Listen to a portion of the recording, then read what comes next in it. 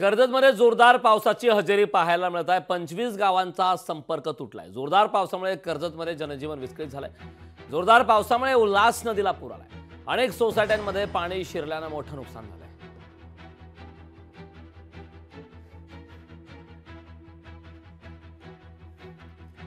याचा आढावा घेतला आमचे प्रतिनिधी विकास मिरगणे यांनी।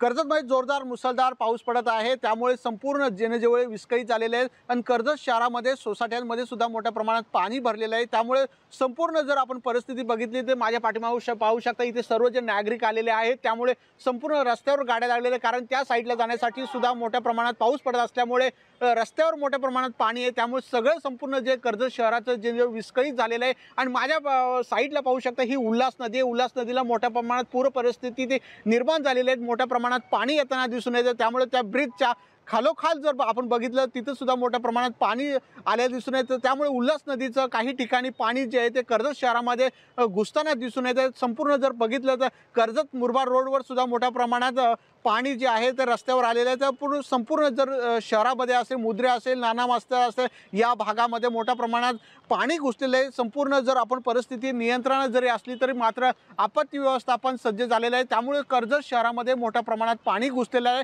आणि आपत्ती व्यवस्थापन सध्या कामाला सुरुवात करताना दिसून येत आहे। कॅमेरामन ज्ञानेश्वर बागडेसह विकास मिरगणे, लोकशाही, कर्जत, रायगड।